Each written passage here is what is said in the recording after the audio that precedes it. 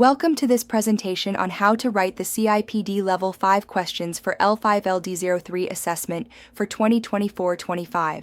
You can visit our website by clicking on link provided in comment sections or chat with us on WhatsApp on clicking link to get best expert help. You will find how to write this question in this video. Kindly subscribe us to and message us on. When preparing to facilitate group-based learning activities, understanding group composition is essential. This includes reviewing participant backgrounds, roles, learning goals, and prior knowledge. A well-rounded needs analysis will help determine the most suitable content, format, and delivery approach. It's equally important to consider diverse learning styles, visual, auditory, kinesthetic, or reading-writing preferences. For example, including diagrams for visual learners and discussions for auditory learners can boost engagement.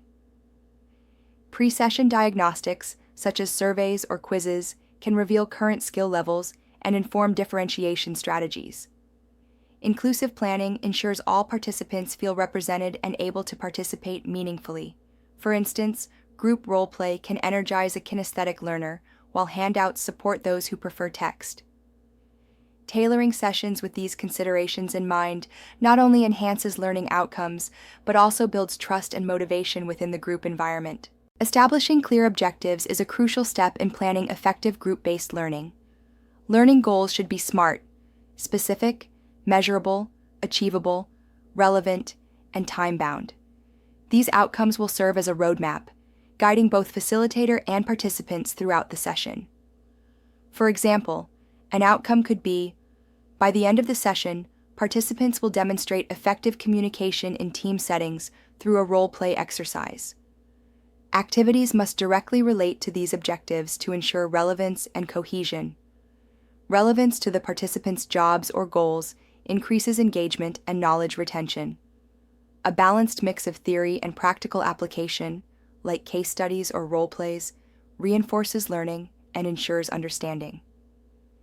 Setting expectations early also allows participants to self-monitor their progress. With well-aligned objectives and content, facilitators can deliver meaningful sessions that promote lasting development.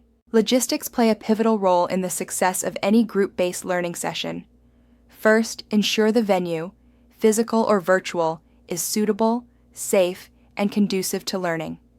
This includes appropriate seating arrangements, lighting, ventilation, and access to necessary tools like whiteboards or projectors. In a virtual setting, platforms like Zoom or Teams must be tested in advance. Accessibility considerations are vital. Ensure facilities or digital content accommodate participants with disabilities. For example, include captions for videos or ramps for physical access. Consider the layout to promote group interaction, such as circular seating for discussions.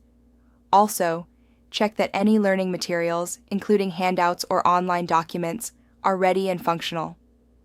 Minimizing distractions, such as noise, interruptions, or poor internet connectivity, helps keep participants focused. Attention to these practical elements ensures a smooth, engaging, and inclusive experience that supports effective learning. Effective facilitation begins with strong preparation. Facilitators should thoroughly understand their content and anticipate common questions or areas of confusion. A confident, knowledgeable delivery builds trust and credibility. Communication must be clear, inclusive, and adapted to the group's needs. Some groups may prefer direct instruction, while others thrive with collaborative methods. Varying delivery methods, such as group discussions, case studies, games, or multimedia, keep sessions dynamic and engaging. For example, using breakout rooms in virtual sessions encourages smaller group conversations. Facilitators should remain flexible, adjusting to energy levels and feedback throughout the session. Building rapport is also key. Opening with a short icebreaker or learning names can boost participation. Encouraging open dialogue and acknowledging contributions helps participants feel valued. These techniques contribute to a more active, connected, and effective learning environment. The final step in facilitating effective group learning is ongoing evaluation and improvement.